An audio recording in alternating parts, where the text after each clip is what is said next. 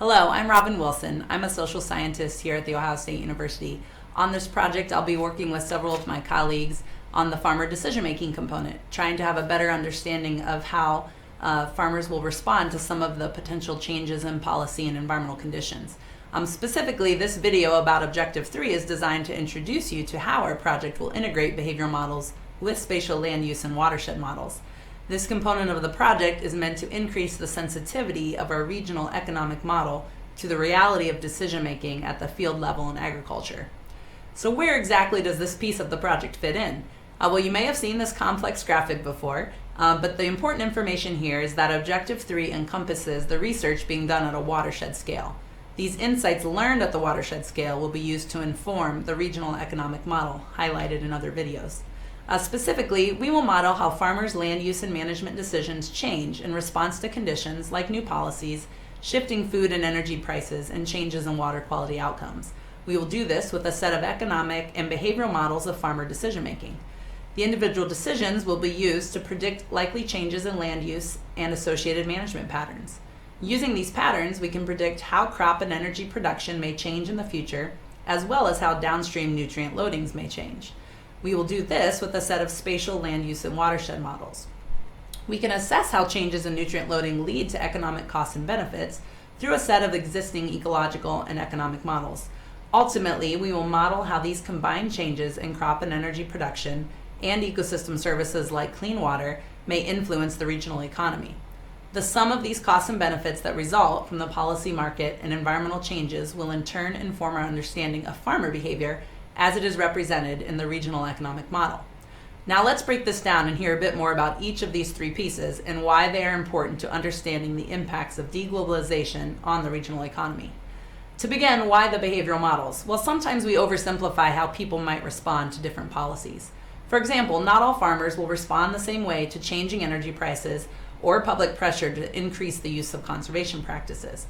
We expect that sensitivity to profit might vary based on a set of other relevant values, such as one's concern about the environment, leading to variation in how farmers respond to changing economic conditions. Truly understanding these land use and management decisions, represented here in these images, requires understanding these varying motivations and constraints that lead to different choices. To provide a bit more detail, in the past, our team has modeled the likelihood that an individual farmer will have a particular conservation practice in place given a set of certain characteristics.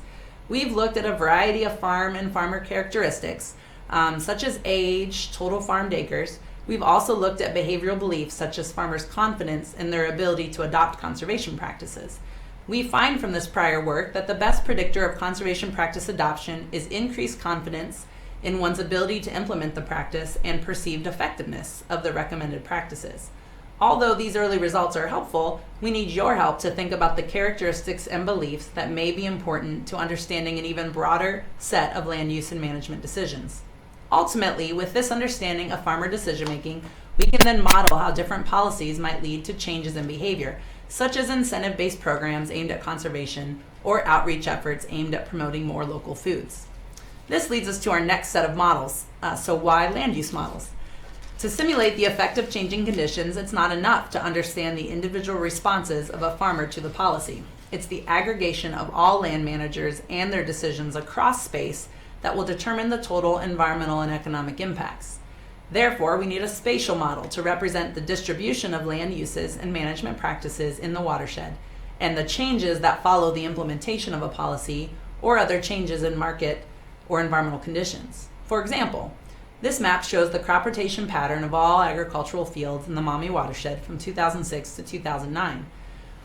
We can use the results of the decision-making model to predict how a farmer with a given set of beliefs, values, and characteristics is likely to change his crop choice or other management choices.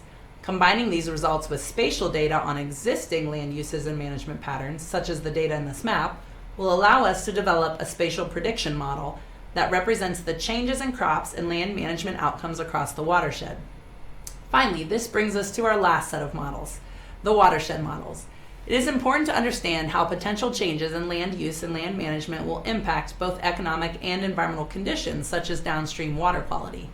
Watershed models allow users to test various scenarios of land use and land management changes to understand how changes in things like climate, land use, and land management might impact water quality throughout a watershed.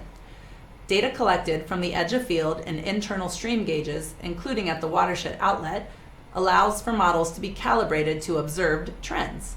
This improves our confidence that the field level building blocks of the model can accurately simulate the effects of different behaviors. Watershed scale simulations are then scaled up from the water quality data collected from the edge of field. Results from the edge of field are used as a comparison to validate that the watershed model is producing results in the realm of possibility. As new data become available, watershed models can be improved to better represent management occurring on fields throughout the watershed. In sum, the main goal of this portion of the project is to translate individual choices at the field level into watershed scale simulations to assess the environmental and economic impacts of various policy and behavioral drivers. These insights will be used to improve our representation of farmer decision-making in our regional economic model, DRFEWS. Over the coming months, we will be interacting with our advisory groups to get input on the land use and management decisions of greatest consequence and the likely drivers of these decisions to ensure that our models of changing land use and associated outcomes will be as realistic and useful as possible.